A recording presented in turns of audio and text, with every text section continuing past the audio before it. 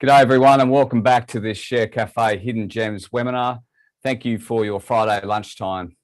Now watch out moving forward for our Tiger Broking special offer, as they're now this webinar sponsor. If you don't know Tiger Broking, they've got 9 million investors using their platform each year.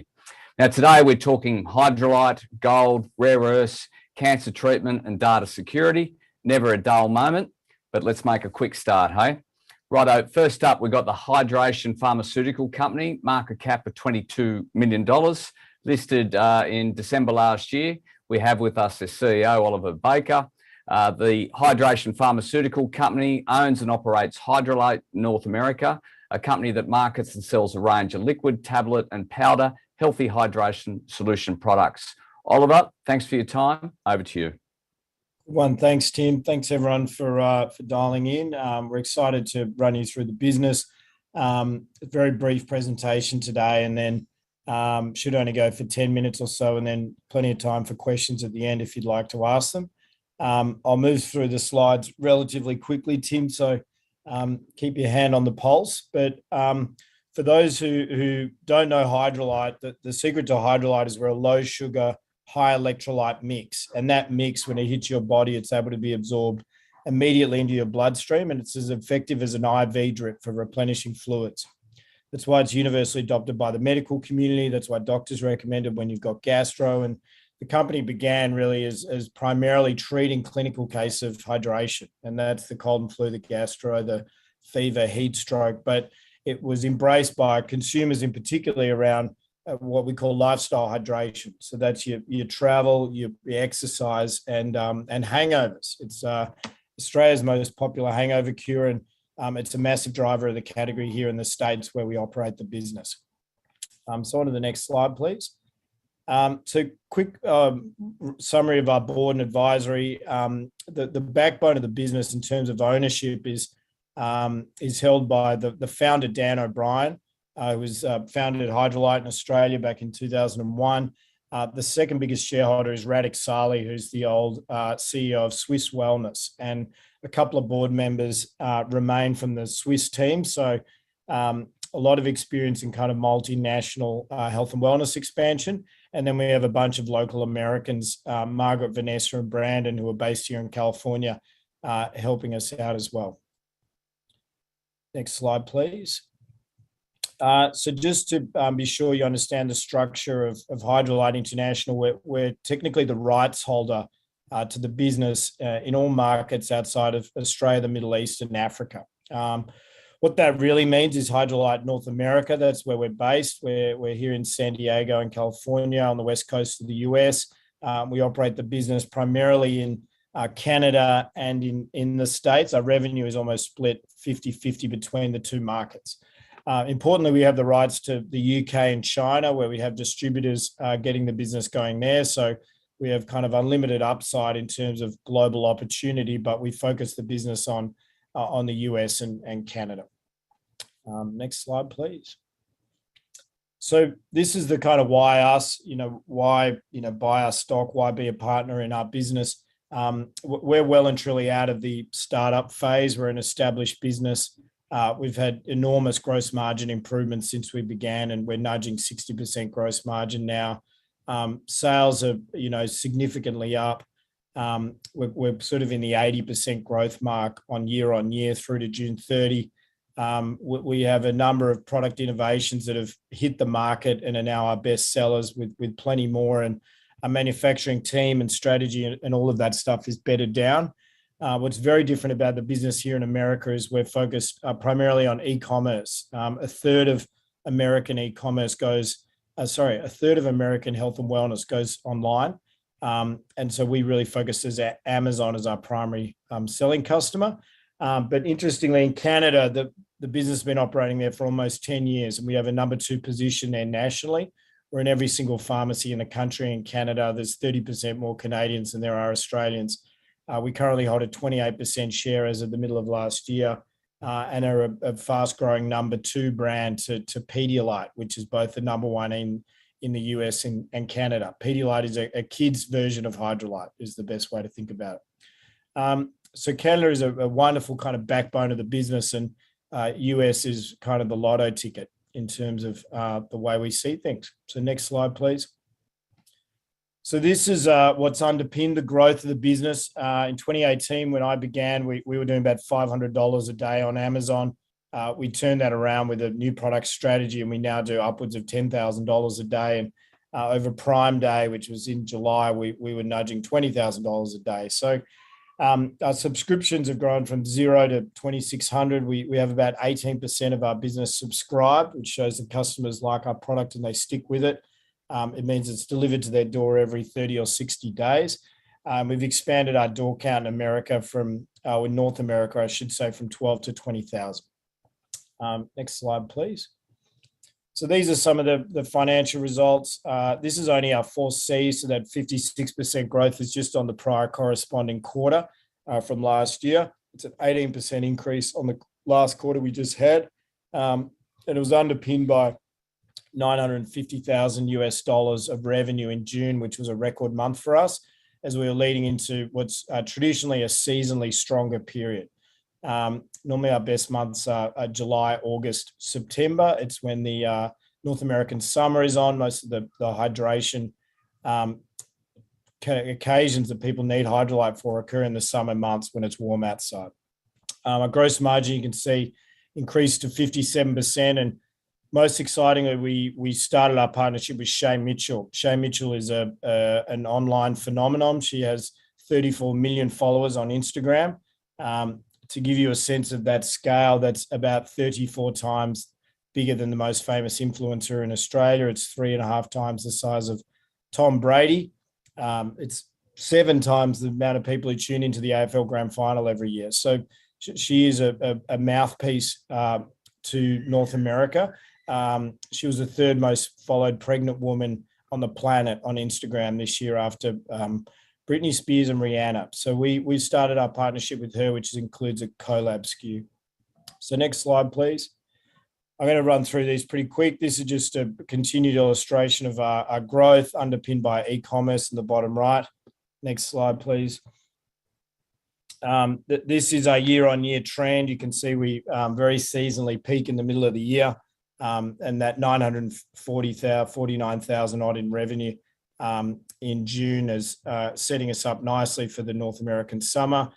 We launched our new product, Liver Detox, in the bottom right-hand corner, and already sold out in its first 30 days. Next slide, please. This is largely a summary of the gross margin. I think I've really talked to this. The table at the top is the important one. You'll see gross margin increasing from 46 up to 57%, and we anticipate that trend, while not as fast, will continue to creep up as we move manufacturing into the more manufacturing into the US market. Next slide, please. So this is our Amazon year on year. You can see nudging our way to 275,000 of sales. This is only in June. So we're still now charging our way into August, and the trajectory of the business has accelerated since then.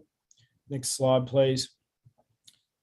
This is our bricks and mortar summary of Canada. You can see in the 1, 2, 3, 4, 5th column, last 52% difference. The marker down the bottom is the key one. That's our retail sales growth. So that's customers buying us off the shelf. We've grown 80% through to June 26. Next slide. This is kind of an exciting slide to show you the opportunity in just Canada. On the far left is a pie chart that illustrates the entire category. There's us with our 28% share. We're almost in 100% growth, as you can see. And if you grew that $15 million pie to 30 million, it would still be, the US market would still be 50 times as big. And so we think the Canadian market is always about 1/10 of the US because of population size, roughly 35 million Canadians, roughly 350 million Americans. And so we think Canada can easily be a $150 million category in a very short space of time. And we have a serious tailwind behind us, which is what's driving so much of that growth. Next slide, please. We just booted off China as our distributor. The sales quickly raced to almost $1,000 a day. We sold out of almost everything we put over there for our initial order. So we're getting that going again. And that's a very, very exciting kind of midterm opportunity that's just began. Next slide. We're going to move through these ones very quickly. This is Shay Mitchell. We can go to the next slide. We had our first in-person event with her. That's her looking $1 million in front of the Hydrolyte. Next slide. We had over 50 influencers attend for free. And so to get the value of this many influencers posting about Hydrolyte alone is about 150 grand's worth. And they all show up for free to spend a day with Shay Mitchell and take photos with her. Next slide. So that excludes the value that we get from Shay. Shay obviously posting on her own, but we almost stopped every mum's Instagram feed for a day in Toronto in the peak summertime in July. Next slide. You can skip to the next one, actually, just so we leave ourselves a little bit of time. So product launches either in market or about to come up. This is a beverage category after all. So more flavors, more formats has traditionally always meant more sales for us. We have very little cannibalization when we launch new products. This liver support one is primarily aimed at hangovers. Ashwagandha is a relaxant anti-stress one, and the other ones are largely just different flavors and different pack sizes, and you can see a format innovation with those tubs down the bottom. So just pump through a couple more slides. I know I've only got a couple more minutes. We'll skip through this. This is just more about our movement to tubs. This is largely how it's all rolling out, illustrating that almost all of these products that I just showed you are coming out now. If they haven't launched already, they're launching in August, in September, giving us plenty of runway to get revenue from all these new launches before the end of the year. So next slide. We can pause here. It'd be the right time for questions, really. So in a nutshell, we're an established business underpinned by electric e-commerce growth, and we have a dominant share position in Canada, which is 30% bigger than Australia, and the Aussie business sold for $80 million on its own. That was my first question, Oliver. What was the valuation and kind of the revenue on the Australian business? Yeah. Given, what do you say, 80 million, and you're on a market 80 cap now million and doing about 30, and that's in Aussie dollars. So to give a sense, we did $1 million US dollars in June. So we're, run rating around the $12 million mark in US dollars. So what's that? 16 million Aussie. So we're half as big as the Aussie business right now, and that's sold for 80. And just from a strategy, say China, for example, obviously the influences are very powerful in the US and in the States. So for China, there's Alibaba, and there's obviously some Chinese influences with probably the same sort of market. Is that the strategy moving forward into different markets? Our business is really focused on US and Canada for now. There's, it's a big pie, US and Canada. And if we take our eyes off the prize there, it's easy to, get run down by someone else. So China's a bit of a side bet. Our team have a lot of experience in China. I lived in China during the Swiss wellness days, and we have a wonderful distributor there. So it's a kind of low distraction model where we use exactly the same stock that we sell in America, and we'll just slowly build that up. In terms of sales channels, it is all Alibaba. So it's on Tmall Global, which is the international consumer part of Alibaba. And that's where we sell. And so far it's been great. We get to $1,000 a day in the first 40 days of selling there. So we'll just let that build and build and build. And, we're pretty optimistic that could be something exciting much faster than we anticipated. So you never know. We might be back in a year's time talking more about China. And what about the brand? I mean, Hydrolyte, I gave to my kids when they're sick. I know of people, not myself, of course, who have it before a big night or after a big night. So what's the actual brand stand for in terms of marketing? Yeah, look, that is, we sort of, that's exactly the way to think about the brand. It's a rapid rehydration drink, and you primarily get dehydrated from 4 things: when you're sick, when you're exercising, when you travel, and when you're either drinking alcohol, about to drink alcohol, or drunk too much alcohol. And those 4 things are when you really feel the effects of dehydration, and that instant electrolyte and fluid replenishment is what makes you feel better so much quicker. And so we market to the family consumption.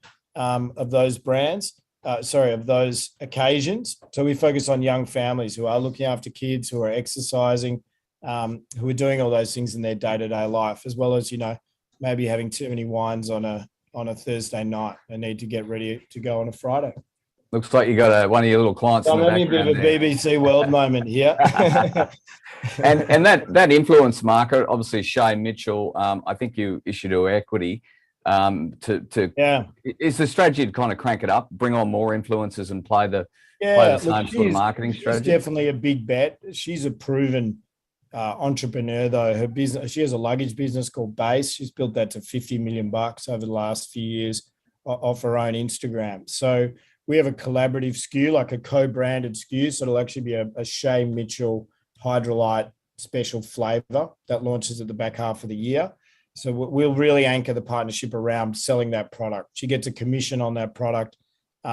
She's obviously a partner, like an investor in the business. So she's rewarded for the overall company's success, but we'll really push it around that product. And they've been an incredible team of driving our marketing strategy, mapping out how we're going to talk to our consumer base, working out the cadence of the kind of ways we talk about Hydrolyte. So it's been a wonderful start, and it's a couple of years. The partnerships are only just getting going. And you spoke about a competitor in the childhood space. Is there anyone kind of in this adult space as a competitor? Yeah, look, Pedialyte is the market leader, dominant market leader in both the US and Canada. The biggest player in lifestyle is a brand called Liquid IV. Liquid IV largely focus on young adults and really just go after that exercise, kind of healthy lifestyle space. That they quickly got to $100 million and were purchased by Unilever for $400 million in the last, say, 2 years ago. So they're the kind of dominant online brand, and we sit positioned largely between the two. So if it gives you a sense of upside, that's very quickly what you can become in America, is that kind of scale. And just finally, Oliver, what's the relationship with the Australian brand? There's no relationship anymore, and in terms of where the product's manufactured. Technically a licensing deal. Yeah, it's technically a license deal. That they just really bought the rights to Australia and New Zealand, and then they subsequently purchased the rights to Southeast Asia and Middle East and Africa. So they licensed the brand to us, and we operate our two kind of different companies separately. So we share a brand, we share an IP, we share somewhat of a go-to-market strategy, but manufacturing and management is all entirely split. So it's largely a kind of handshake agreement in the way it works. We have a very friendly and consistent dialogue with the team in Australia, but it's largely just swapping secrets, and then we go about our own thing. Great, Oliver. That's all we have time for. Good story. Love to follow it up later in the year. No worries. Pleasure. Thank you for tuning in, and thanks for having me. Talk to you later. See you later. Have a nice weekend. Next up, we have Meeka Metals, ASX code MEK, market cap around $62 million. Company's had a big week this week, up around 40%, I believe. We have with us Tim Davidson, who's the CEO and MD. The company is a gold and rare earths company with a portfolio of high quality, 100% owned projects across Western Australia. Tim, thanks for your time. Over to you. Yeah, thanks, Tim. And if we skip straight into the corporate slide, straight through the disclaimers. And really what I want to touch on here is we've got a very strong board and management team directing this company. And with that, we've also got both board and management have got a strong shareholding. So we're well aligned with the rest of the shareholder group and really want the same outcome, which is to create immense value. The other thing I'll point to is our market cap, $61 million as of close on Wednesday. Or slightly over that, and really that value is underpinned by our large gold resource in the Murchison in Western Australia. So it's a fantastic address, and it's a very large gold resource. So if you value us on that alone, our EV per resource ounce is around $55, $60 per ounce, which we feel is very cheap. If we move to the next slide, so outside of our 1.1 million ounce gold resource, we've got an exciting gold discovery in the Albany-Fraser region. That's the same region that the multi-million ounce Tropicana gold deposit sits within. And while we were down there looking for gold, we've discovered these thick seams of high grade clay type rare earth, which, given the opportunity in these forward-facing commodities and the demand for them, driven by the move away from the hydrocarbon economy. So you need these rare earths for permanent magnet motors that we see in electric vehicles and wind turbines and the like. We see that as a huge blue sky opportunity. So between the gold that underwrites the value, the and that's a growing gold story as well, and the rare earths, we've really got a couple of things that to focus on. So if we move to the next slide. So Murchison Gold Project, for us, that was our key asset. We set the business up around this.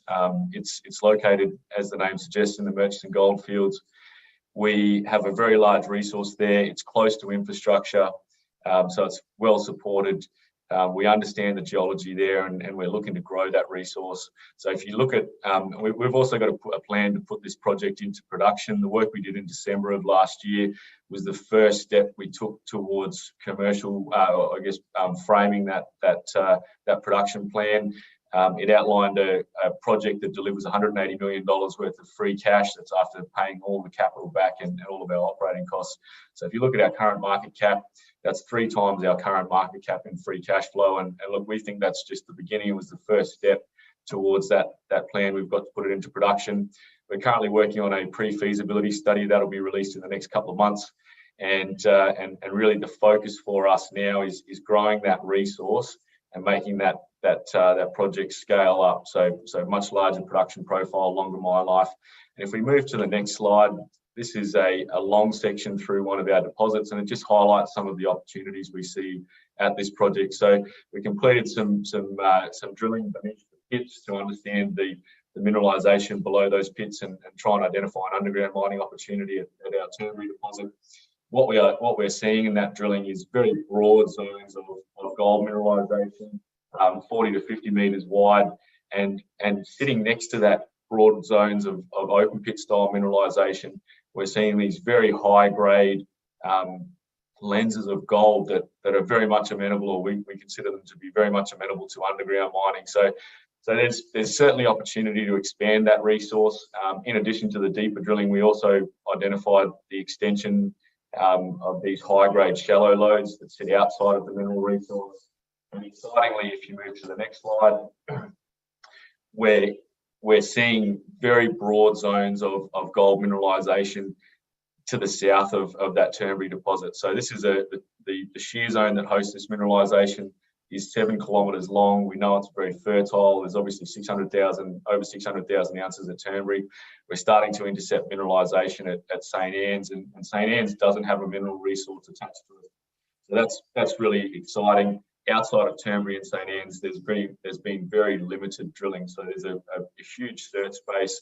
The greenstone, the mafic rocks that host that mineralisation and that shear zone that provides the conduit for those gold-bearing fluids where they put the mineralisation in place, that extends all the way through Turnberry, through St Anne's, and provides a fantastic target for us. And one thing that we've identified, and this has led to an improvement in the share price over the last week, is this very high-grade mineralisation that you'll see on the next slide at St Anne's. So you'll see some of the results we put out on Wednesday of this week: 20 metres at 20 grams per tonne, 32 metres at 16. Absolutely extraordinary grade. And this is very shallow. St Anne's is something that we've only recently started to drill test, and we're getting these fantastic results. So there's a number of holes that are outstanding to the south of those 2 high-grade broad zones of high-grade mineralisation. We expect to get those results within the next fortnight. Again, this area has only been lightly drilled, very shallow drilling. We're continuing to drill there now, so we're drilling to the south of these very high-grade intercepts, and very excited by what we see. And if we move to the next slide, this gives you an indication of why we're getting so excited. Again, I said shallow mineralisation, but very, very high grade. And you can see the chip trays on the right-hand side of the slide. That shows the solid quartz interval that we intersected, this 20 metres at 20 grams per tonne. And then on the bottom right-hand side of the slide, you can see some of the very large nuggets of gold that were panned out of that quartz interval. So again, We've only just started to drill St. Anne's effectively. We've got a large number of drill holes outstanding. A lot of that drilling is in and around below and to the south of these very high-grade intercepts. We're very excited by what we're seeing in those drill holes. We don't have the assays yet, but certainly we see strong continuity between the drilling, and the geochemical signature is very encouraging. So we're very pleased by what we're seeing, and obviously eager to see the results or the assay results for the holes in and around these very high-grade intervals. Now, I mentioned we expect to get those in approximately a fortnight. If we move to the next slide. So that really covers off on our Murchison project. It's really exciting and certainly looking to grow significantly with the St. Anne's results. Outside of the Murchison, but something very much complementary is our Circle Valley project. We went down there and started drilling for gold. Originally, we've subsequently identified, in addition to really broad zones of high-grade gold mineralisation, we've identified these thick seams of clay-type rare earths. The rare earths is pervasive across the entirety of our tenure. We can see that in the drilling, and given our early mover advantage in that region, we were able to secure a very large land package over this clay rare earth type mineralisation. I'll talk a little bit more about rare earths in a second, but if we move to the next slide, I'll just cover off on the gold. So Circle Valley gold exploration. This is the reason we went down to the Albany Fraser originally, looking for gold. We've been very successful in that regard. You can see some of the intercepts on the left-hand side of the slide there. Our very first RC drill hole was drilled in January of this year. We hit 23 meters at 5 grams per tonne. This tenure has had 29, less than 30 RC drill holes across the entirety of that 222 square kilometres. It's had very little exploration. Where we have drilled, we've hit these very thick zones of gold, and look, we haven't closed off the strike of this mineralisation, and we'll be back down there later this year. Importantly, all of our drilling has been focused at Anomaly A, and that's the smaller of the two anomalisms in the northern half of the tenure. Anomaly B and C and Fence Line, that's a 5.5 kilometre striking, 1 kilometre north to south zone of gold anomalies that we've identified in vehicle drilling. It's never been drilled into the fresh rock, but certainly when you look at that, shares very similar anomalism to Anomaly A, where we have drilled into the fresh rock. And we're very excited to get to, I anticipate getting back there later this year to go and drill test that northern area. If we move to the next slide, you'll see why we're getting so excited by this gold mineralisation at Circle Valley, and it's because of that multi-million ounce opportunity or potential we see in this region. So Tropicana, it's had close to 10 million ounces in resource at one point. It's been mining for about 10 years now, and it still hosts nearly 5 million ounces in resource. So it's a significant deposit. What you're looking at there on the slide, on the left-hand side is a section through early drilling in Tropicana, and on the right-hand side is a section through the drilling we've done at Circle Valley and Anomaly A, both exactly the same scale. So you can see the scale is very, or the size of and geometry of this deposit at Anomaly A is very similar to Tropicana, and importantly, the intervals and grades we're seeing are very, very similar.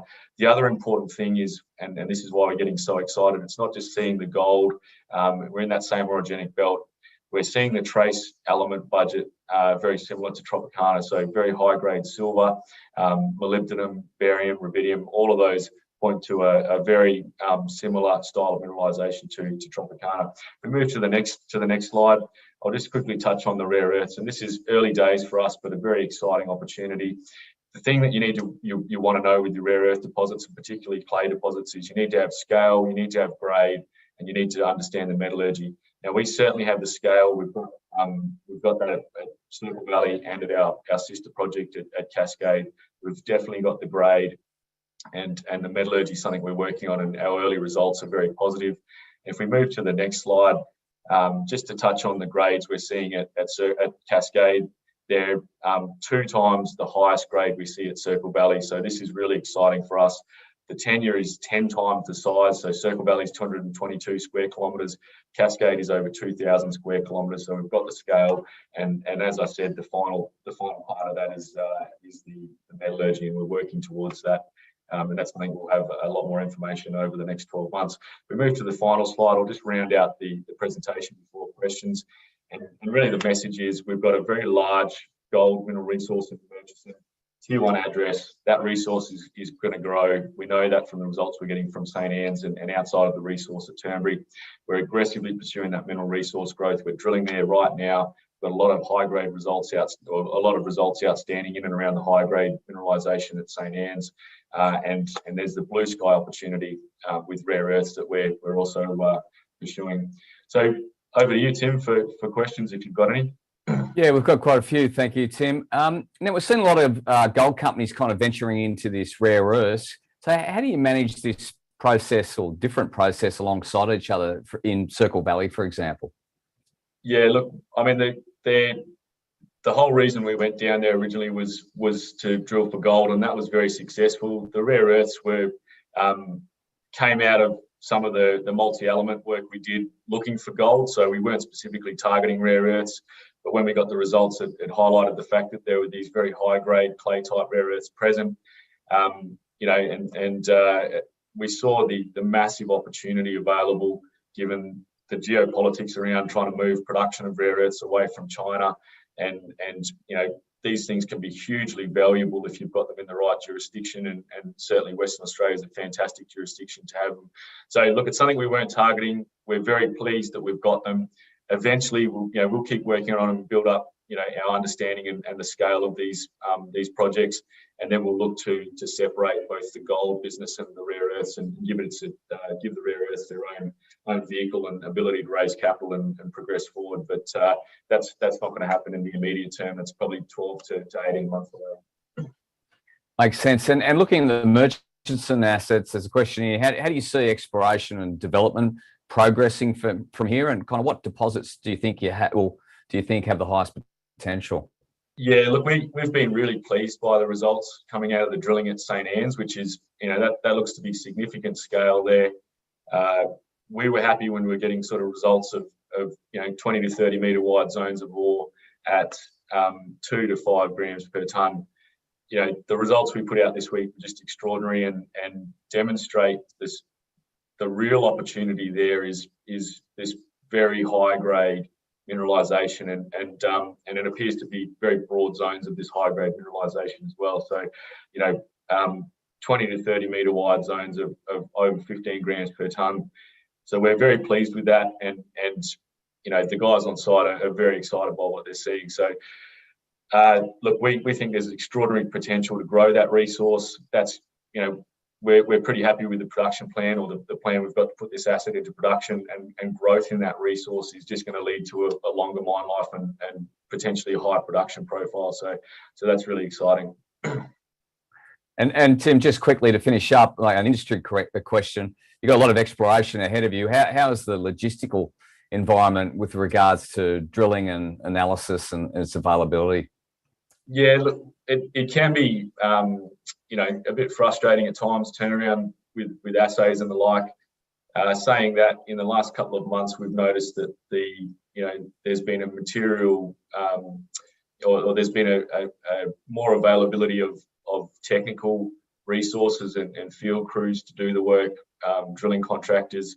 So that's been freed up over the last sort of 3 to 4 months, and that's something we've certainly noticed. So we've got ready access to both labour and expertise and contractors to do the exploration work for us. So we don't see any issue with that, and certainly we think we've got a lot of exploration to do in front of us, or a lot of drilling anyway. It's not so much greenfields exploration. We know where the mineralisation is now. We just need to put the holes through it. So look, we don't anticipate any major issues or hold ups in terms of the plans we've got to advance both our gold projects as well as the large package of work we've got planned for the rare earths. Great, Tim. That's all we have time for. Congratulations on a cracker week. Have a good weekend, and we'll get you on again. Thanks, Tim. Next up, we have Precinct Therapeutics, ASX code PTX, market cap around $115 million. We have with us Stephen Yatomi-Clarke, who is both the CEO and MD. The company is focused on developing novel, personalised therapies for a range of cancers. Stephen, welcome back. Over to you. Thank you. Thanks, everyone, and welcome to hearing about Prescient, and thanks for your time today. An incredibly exciting time to be talking about cancer. I mean, I have to pinch myself. Who would have thought that in 2022 we'd be talking about the beginning of the end of cancer? Like 5 short years ago, that wasn't possible, but it's happening right before our eyes. It's real world data. And Prescient, yes, we're an Australian US company, but we find ourselves actually at the front of this incredible wave. We're not scrambling out the back of it. We're positioned right in front. You're going to see why and what that means for patients and for shareholders. Next slide. Thank you. Skipping ahead. So we're capped at about $100 million, between 100 and 120, depending on the day, with growing liquidity. And as awareness is being built around exactly what we have, especially with respect to our cell therapies, we're attracting a larger and larger audience, which is wonderful, both investor and corporate. Next slide, thanks. To introduce the company by way of investment highlights. Basically, we take the sleep at night factor with respect to science. We work with the best and we license from the best. You'll see some household names there where we've piggybacked all of the expertise of Yale, Penn, Oxford, Moffitt, and so on. And there's more than that as well. Taking basically all of their infrastructure, all of their expertise, and piggybacking that and building on it and commercializing that. So we've got lots of shots on goal. We've got 2 targeted therapies in the clinic now. We've got 2 cell therapy platforms. Basically, we're not a science project, we're building a real company there with real world medicines and lots of upcoming news flow as a result of a very rich pipeline. So next slide, thanks. So I'll only have time to skip across the tops of the waves, but today I think you'll get a sense of the quality and the depth of our portfolio. If I leave you with nothing else today, please be aware of the depth of the portfolio. I'm happy to take questions on any aspect of it. I'll start with PTX 100. This is a first-in-class inhibitor of a certain pathway inside cancer cells. It's licensed from Yale.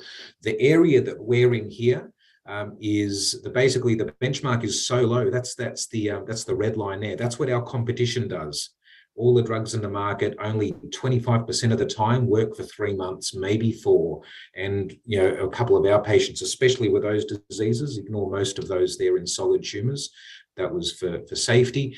But we're shooting the lights out with this, and we think this has the potential to be a real medicine. And the competition, once again, has a very bad safety profile, not a single adverse event, not a single toxicity event that is reportable to our drug. So it plays very nicely with others, it works better, and we've just been given orphan drug designation by the US FDA, which guarantees us 7 years of market exclusivity. This is producing real data this year, and so it's going to be a really good next few months for us. Next slide, thanks.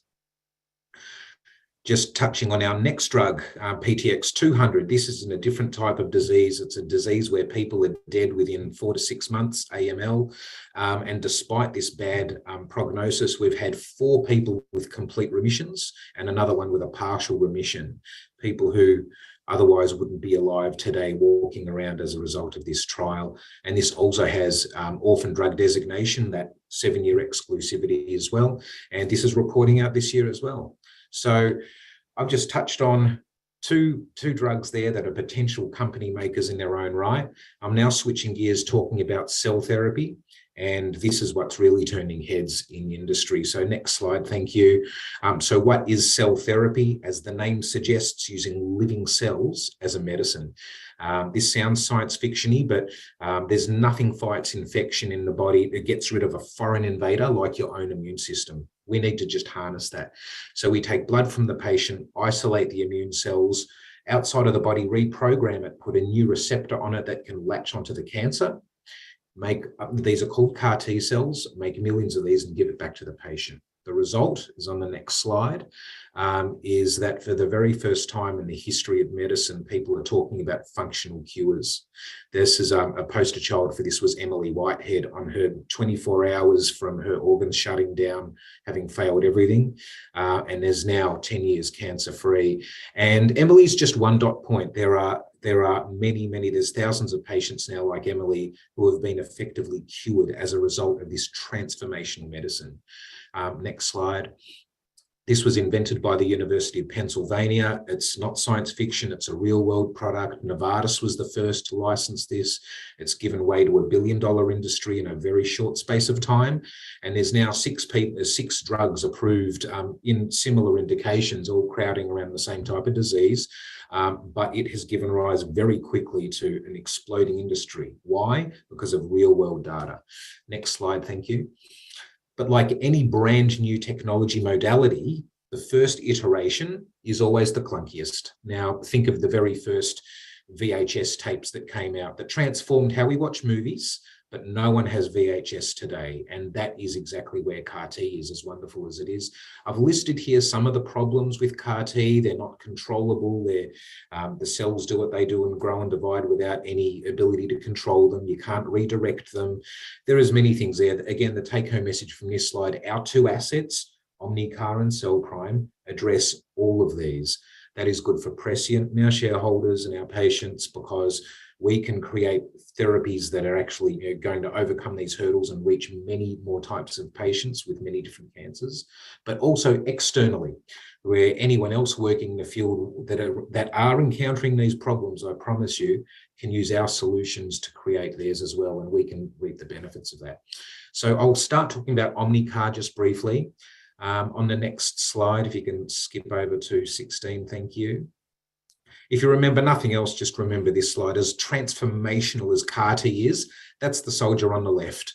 It's a soldier that, it is their immune system, killing the cancer, but it only has one weapon, one map.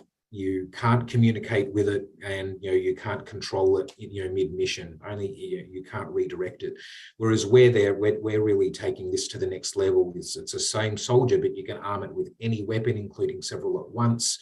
Multiple maps against multiple targets, including several at once, and a full communication and control, can even send images back. So as wonderful as CAR-T is, you can see that we are changing the game.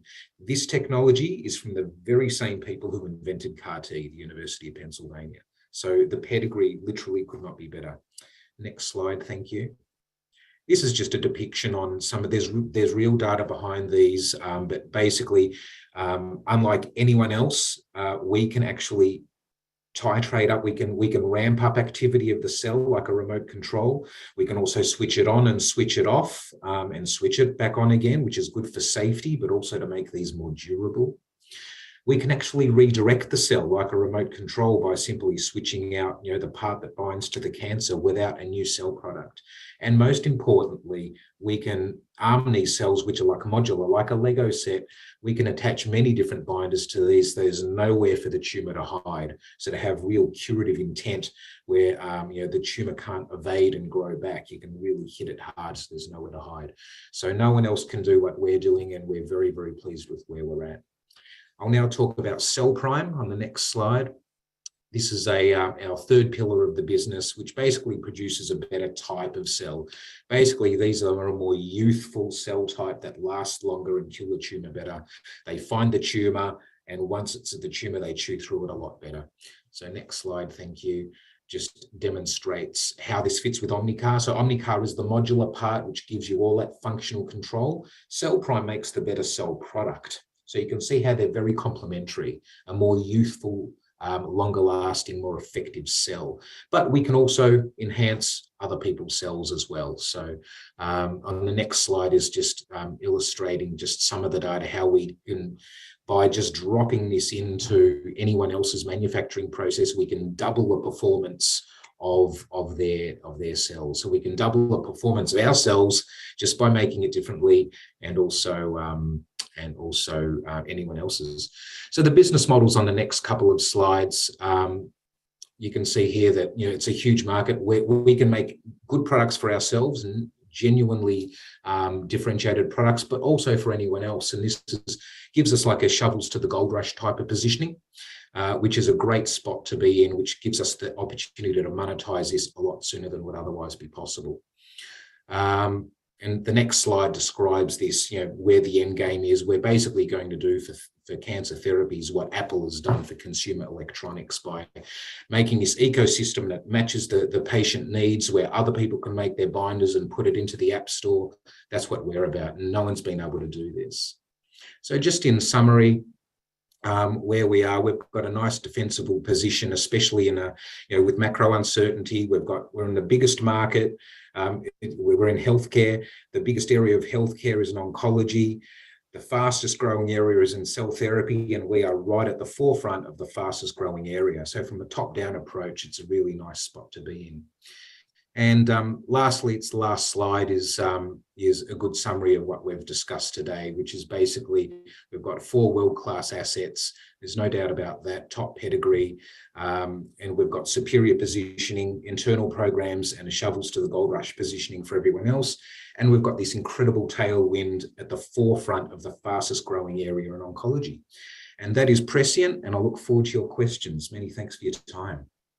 Thanks, Stephen. A couple of questions coming through here, or several questions. So with the CAR-T therapies, are there any kind of currently approved by the FDA, and do they target anything in particular?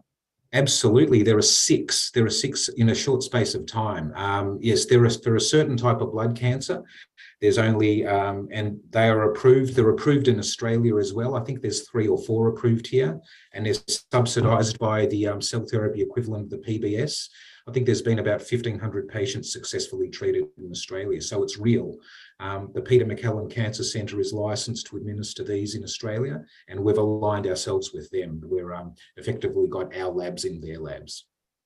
And another question here, how many licensees of your CAR-T technology do you presently have, and how many do you expect to have in a year's time, for example?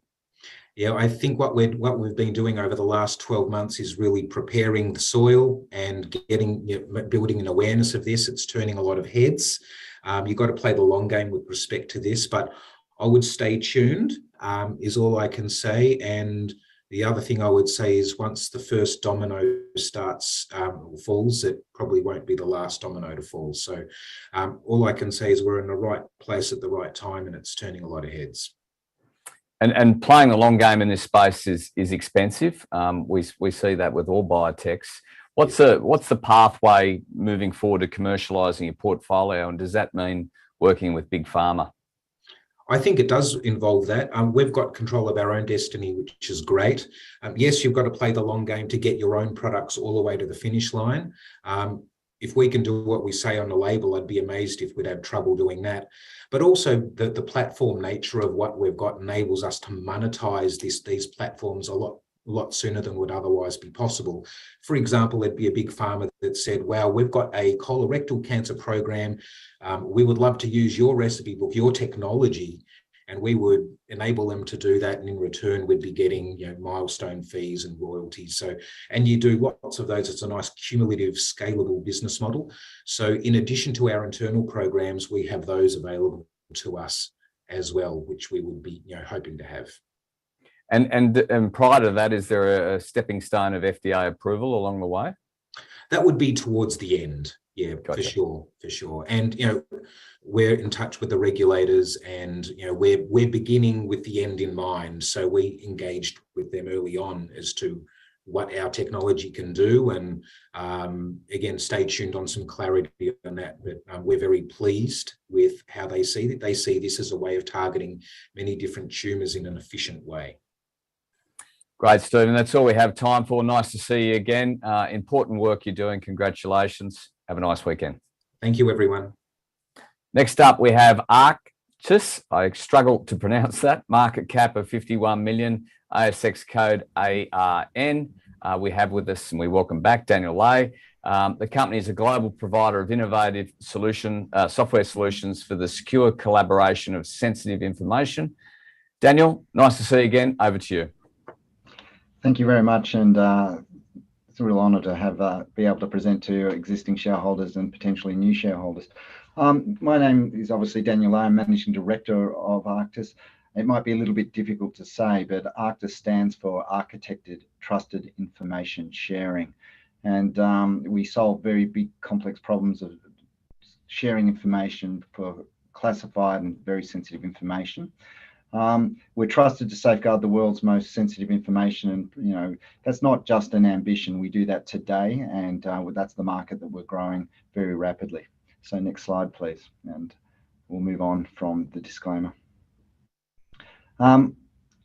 just a quick rundown of the company. We've got a very strong global customer validation already. So we're already in the marketplace. We've got 2 very strong products which are already accredited and certified by agencies such as the Department of Defense, the Attorney General's Department, and others. And some of those accreditations are very high, so top secret accreditation as well as secret and protected accreditations. Very strong market in defence and intelligence agencies, not just in Australia, but more broadly. And we have a very good list of marquee global customers. We've been very strong with building alliances and networks for growth globally, including Microsoft, Thales, Raytheon, Forcepoint, KPMG. So really blue chip names that have been taking us on this journey and expanding our business opportunities. We're based in Canberra. We have our presence in London and also in Boston in the US, where it's very key cybersecurity, government, defence, industrial base markets. So we really fall, next slide if I can, we really fall into the data-centric security marketplace, and it's the fastest and most rapid growing market in cybersecurity, expected to be a $12 billion market at a compound annual growth rate of 24%. And that's really been driving our last quarter results. Revenue, unaudited figures for the year, 4.6 million in revenue. That's been primarily driven by our licensing revenue and our annual recurring revenue. So very repeatable, dependable, and very sticky revenue there. That was up 3.3%. Very high profitable company, 70% gross margins, and we keep that target in mind with everything that we do. Our operating expenses have been consistent over the last 4 quarters, and predominantly that is people. The large investments already been made into the products, and that's now being focused, the expenditures being focused on sales and marketing for that additional growth. One interesting point to note is that, we have been extremely capital efficient. Most companies that are in the cybersecurity business have been raising hundreds of millions of dollars. We've raised $25 million and got 2 mature products, and we're well ahead of where some of our competitors are in terms of revenue and percentage of growth in our business. Next slide, please. So that has been driven, at the end of the last quarter, we did the company's largest deal in our history. It was $7 million for one of our products to be expanded into the Australian Department of Defence for sharing and collaborating on information between the US and Australia. And I'll go into a little bit more detail about that later. As I mentioned, revenue's up 58% quarter on quarter. We are hitting that curve and growing very rapidly. Our annual recurring revenue up 68% on the prior quarter, previous comparative period, and licensing revenues up 91%. Our cash position closed at 6.6 million, but we've already received $2 million in revenue collected post-period end. And as I mentioned before, our gross margins are strong. So I'll get on to the next slide, please. So what does that mean? Well, because we closed that large deal at the end of the quarter, and our revenues being at 4.6, we're already projecting a 60% increase in terms of our revenue growth over the next financial year. So $7.5 million is expected to come in. Our cash receipts are already expected to be around about $9.5 million. Not only based upon that revenue we're going to collect out of that single deal, there's also research and development grants coming in and renewals as well. So we're in an extremely strong position to have a very successful year in FY23. Our monthly cash burn is also expected to be reduced, and obviously in the economic circumstances, we're very cognizant of being very efficient with that and making sure that we're driving towards cash neutrality over the next 12 to 18 months. Next slide, please. So what is it that we actually do, and what is our differentiator, and what's driving our market? It's really, really simple. It's the digital transformation of the economy globally and the threat of cybersecurity, state actors, and organised crime that's driving trusted products and security products into the market. And one of those big changes has been caused by the pandemic, where work from home has accelerated the use of information, and particularly sensitive intellectual property, whether that's in manufacturing or in intelligence and defense agencies or government agencies or industry to government agencies. That information now has escaped out of the enterprise and is now being accessed from home. It's being accessed from the cloud, and that is driving really the data-centric security marketplace. So the next slide. So our products. We have two products in the markets which have global customers. NC Protect allows us to do dynamic access control to information across the entire business application suite from Microsoft, whether that's in the cloud or on-prem. And we know that 75% of all companies use Microsoft products for collaboration. At the start of the pandemic, there was around about 60 million daily users of Teams, and now there's over 150 million daily users of Teams. And this presentation is just another example of how we're using technology very differently today than when we used to, and all of that needs to be secured. The other platform that we have is a secure content and collaboration platform for sensitive and classified information, and it is a holistic platform where you just log on through a web interface, use two-factor authentication, and you can start collaborating and sharing information with the parties that you choose to do that with at very highly controlled security levels. And that's been exceptionally popular in the research and education space, government to industry, industry to government, and particularly defense and intelligence market. In fact, Cogency has grown over 100% in the last 12 months as a platform and product with clients. So we can identify and classify sensitive information, we proactively block it, and we can definitely audit and report all of that to any level. If I go to the next slide, what does all of that mean? Well, it's all about dynamic, context-driven policy enforcement. And I'll go and explain that very quickly so that you get a very simple concept of what we do. Dynamic means every time we request access to information, it checks whether or not anything has changed to your permissions as to why you should or should not have access to that information. Context means that if I'm sitting in the Qantas club and I wanted to connect to the Qantas Wi-Fi, it would look at that and say, well, how strong and how trusted is that network?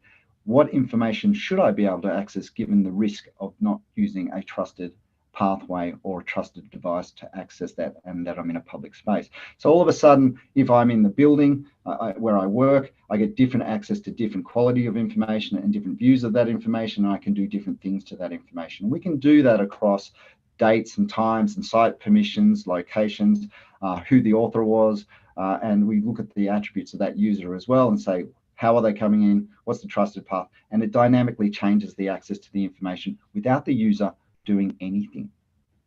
And that's very, very powerful. Previously, that's been all of those type of controls have been very, very limited in terms of network control. Now we're actually doing it to the data, so the data is free to travel and the value of that data can be truly unlocked. And that's really our differentiator. And only a handful of companies are doing this around the world. Next slide, please. And that demand has been validated through our customers. We have global customers around the world. Those global customers are expanding, not only in terms of the number of customers, but the usage inside of there. So we have a sell-through, sell-to strategy, and you can see that a number of our partners who are selling us also have bought the products. And when I say bought the products, I mean both Cogency and NC Protect. Cogency they use to secure their supply chain and collaborate with partners, and NC Protect they use to secure their internal networks where they're using Microsoft products such as Microsoft 365 or Office 365. We also secure large government agencies for their on-prem security as well. But a good example of that, a couple of customers and what they use us for is KA Care. That's the King Abdullah Center for Atomic Research and Energy. And we protect all the nuclear power plant plans for Saudi Arabia. Corning, if you're using a smartphone and you're using an iPad or a tablet, usually that technology has come out of Corning, and we protect all the intellectual property for that company. School for Kids, we protect their educational curriculum and the intellectual property that they develop for that. And they've a recent partner that I've just gotten back from Singapore where they've launched that program over there, and it's quite fascinating to see the different types of use cases that we're discovering. On to the next slide, please. So I just wanted to quickly talk about the latest validation that we've got from the Australian Department of Defence. That award has $3.4 million in annual recurring revenue over the next 2 years. It has a third option on that. It came off the back of a $4.2 million program of work that they sponsored us for 2 years ago. It is a high growth area of the Australian Department of Defence, and it's expected to expand, and we're already seeing an increase in services and fees for that at this early stage. So part of that services and hardware, part of that contract is services and hardware, and that's because we're integrating it into their ecosystem as an on-prem platform, which means it's going to be incredibly sticky for us. The outlook of that means that we've got $5 million in annual licensing for FY23. It increases us up from that 3.3. So that's going to continue to grow. Our FY24 outlook is adds an additional licensing to that. And of course, it brings in terms of cash receipts, $7 million across financial year 23, which is, again, a great springboard for the business at the start of financial year 23. Next slide, please. Just wanted to focus you on this.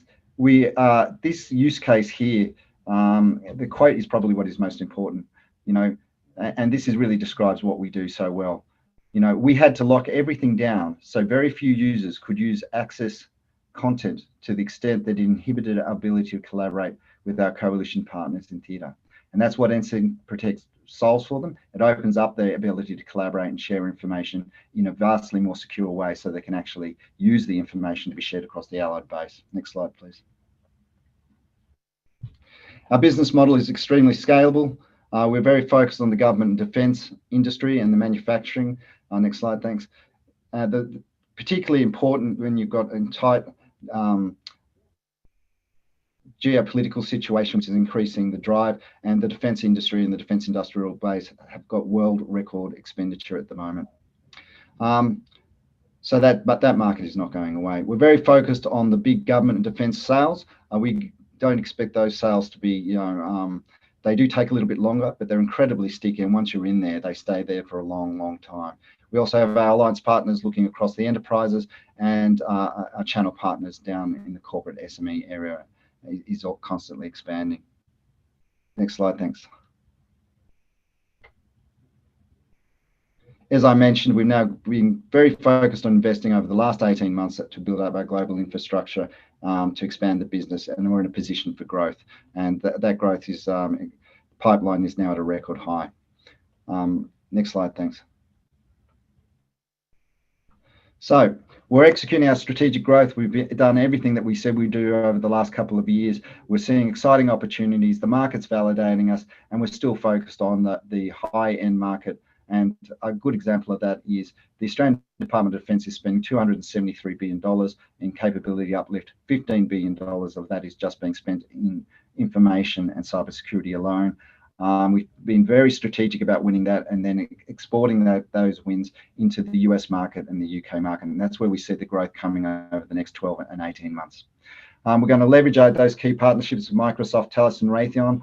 They both use our products. They're also on board to sell those products. And we're going to continually innovate our products to stay at the leading edge and making sure we have that competitive advantage. In fact, Microsoft, the reason we have such a strong relationship with Microsoft is we're currently doing things that they can't do with their own technology. Last slide, thanks. So why invest now? We're in an excellent value. I think with the terms and conditions of the market, we're probably a little bit undervalued, but it's all about that growing annual recurring revenue. It's repeatable, it's a strong growth, it's predictable. Many of our contracts have been sole source, and that money certainly has been a multi-year contracts on the majority of those. We're industry leading, and we've got industry leading partners and alliances. The tailwinds for our marketplace are unprecedented. Now, just think about what's happening with Taiwan most recently, the war in Ukraine, the NATO response to that. All across the world, the need to share this classified information is becoming stronger and clearer in terms of protecting democracies and common values across those alliances. And of course, now we're in a position where we can globally distribute our world-leading products, which are validated by, the Australian Department of Defence, Australian Intelligence, and the Australian Government.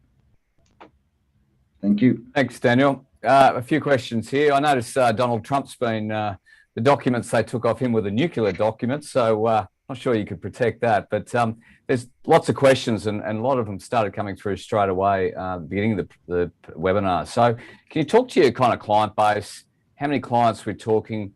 Kind of what percentage of your clients make up, say, 80% of your income, and what's the global spread? Yeah, certainly. The Australian Department of Defence makes up, 65% of our revenue base at the moment. But there's multiple clients in the Australian Department of Defence in different areas.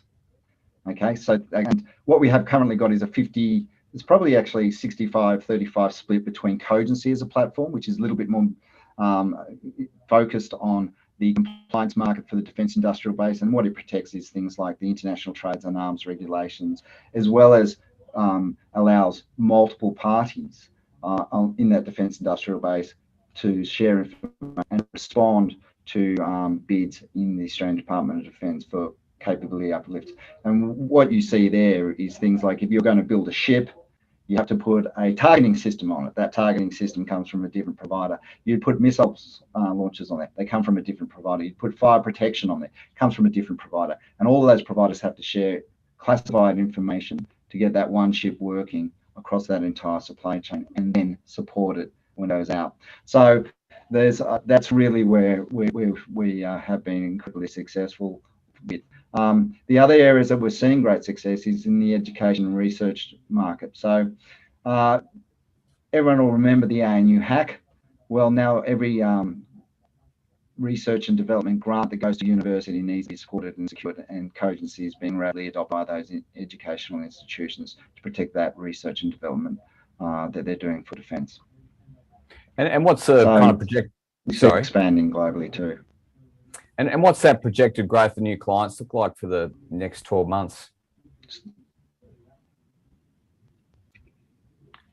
Just got a few internet problems here, Daniel. Sorry. You broke up.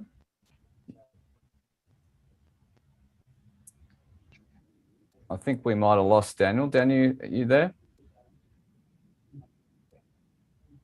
Can you hear me?